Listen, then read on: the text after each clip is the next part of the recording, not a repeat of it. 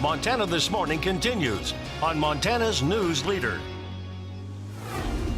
There's widespread damage and more than a dozen deaths in Southern California after mudslides tear through communities that were hit hard by December wildfires. Coming up, dramatic rescues of survivors of those slides. And Belgrade police released some new information about a shooting that left one woman dead and another injured on Sunday morning. Coming up, what social media is saying while police stayed mostly silent.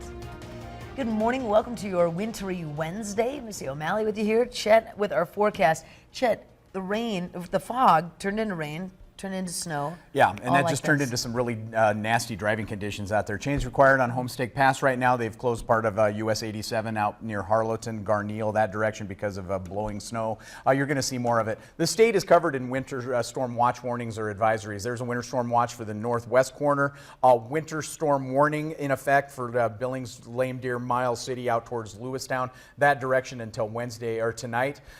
Winter weather advisory for pretty much everybody else, and we even have an avalanche warning in effect until 6 o'clock tomorrow morning. We'll talk about all of that from a very snowy patio coming up in 10 minutes. Thank you, Chet. Now 6:32, our top story for you. At least 13 people are dead after a series of devastating mudslides struck Southern California. This morning, many more are still missing. They're now focusing on the intense search and rescue efforts. CBS's Tom Waite has more from Ventura, California.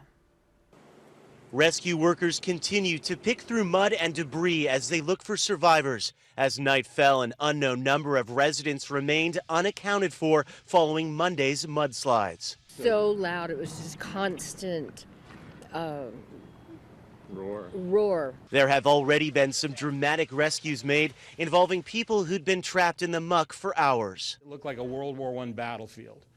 It was literally a carpet of mud and debris everywhere. This disaster began with a storm that dumped nearly 9 inches of rain in just 15 minutes. The water triggered mudslides on the hills left barren by wildfires. This was way scarier than that, because at least the fires, you could see them coming. Evacuation orders had been issued for communities below the burned out Santa Ynez Mountains, but it's not clear how many heeded the warning. When I saw the evacuations yesterday, I thought I can't evacuate again, and I didn't think it could be this bad. Several major roads were covered beneath tons of mud, including this one, the 101. It's the main highway between Ventura and Santa Barbara. It's now closed until further notice. Today's forecast calls for clearer weather in the region, but the cleanup and recovery is expected to go on for weeks, if not months. Tom Waite, CBS News, Ventura, California. Incredible. 9 inches of rain in 15 minutes. Authorities are working on how to determine many of those that are unaccounted for or actually missing, or maybe they simply haven't contacted friends or family members since the disaster struck. Wow. In news a little bit closer to home, Belgrade Police Chief E.J. Clark Jr. has released new information about the shooting on Sunday that claimed the life of one woman and leaves another woman hospitalized. Clark says his department does have a person of interest, but that person has been released without arrest. Several agencies are now involved in the investigation, including the Bozeman Police Department. MTN's Morgan Davies reports from the crime scene. Yesterday, police released the identity of the victim that was killed here on Sunday. That was 35-year-old Lauren DeWise. Now, we also learned today that the victim that did survive was seriously injured, and her name is Ashley Van Hemert. We learned Van Hemert was the injured victim after an outpouring on social media leading to this You Caring page. Law enforcement has not released any status on her condition at this time, but according to the You Caring page, Van Hemert has undergone surgery for her injuries. We have reached out to Van Hemert's family for more information on her condition, but have yet to hear back. On Sunday, police were dispatched to the 1300 block of Idaho Street, where they found 2 victims who had suffered from gunshot wounds. Police said that day they had a suspect in custody, but no further information has been released on the suspect, if he has been charged or released. Belgrade police are still investigating this incident, and we also have the links to support the families of the victims on our website, kbck.com. Reporting in Belgrade, Morgan Davies, MTN News.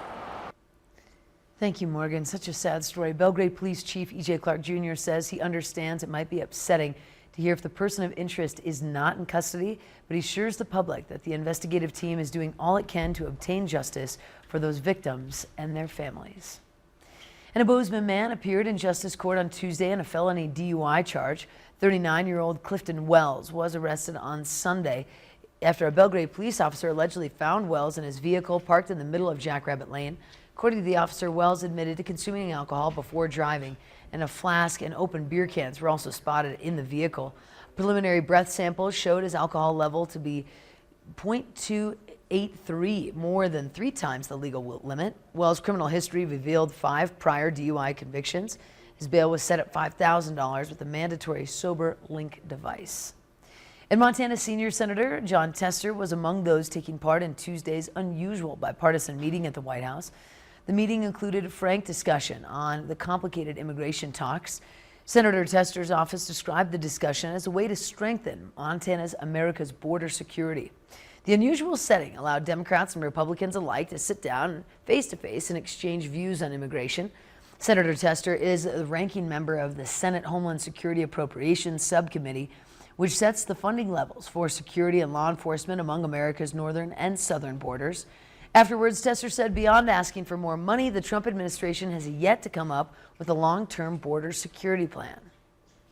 This meeting will be the beginning of some immigration policy that I think could be very, very positive. In the meantime, we need to get a plan from Homeland Security on how the money is going to be spent that we allocate to them, whether it's for technology, whether it's for physical structures, whether it's for manpower. Now, Tester says he does agree with President Trump that we need to strengthen our borders, but like many Democrats, Tester opposes a proposed border wall. And would you like to learn a new skill or maybe even a new language? Well, the Bozeman Public Library has a new program that will allow you to do so. It's called lynda.com. The library added the program to the catalog after numerous donations. The website has hands-on learning videos that teaches thousands of skills. It's free to patrons, so if you have a library card with us, that's all you need, that and your library account PIN, and you can access it anywhere where you have access to a computer with an internet connection. Now, the first lynda.com event will be held on January 11th at 2 p.m. And at MSU, Bozeman's former Burger Inn Diner's design has been restored to its former glory. Manny Zucalos opened the Burger Inn restaurant in downtown Bozeman in 1935. The 10-seat Burger Inn was open 24 hours a day, and the 2-story sign that called attention to the diner was built sometime in the 1950s. The neon tubes were heated and bent to match the exact curvature of those letters that read Burger Inn, good food. For 3 decades, the sign blinked with the night, directing truck drivers and penniless students to Bozeman's 24-hour burger joint until Manny retired in the 80s. Now, more than 60 years later, that sign, complete with blinking arrows and marching light signs, again now illuminates the 2-story School of Architecture studios at MSU. So it's part of our built environment. You know, we don't always think of signage when we think of architecture, but it's an important part of architecture. And so to have it in the School of Architecture is a way for us to help communicate to our students the importance of signage and what signage might be, that it's not just a vinyl or a placard, that it can have moving lights and neon and different aspects to it. So there's a nostalgic piece to it.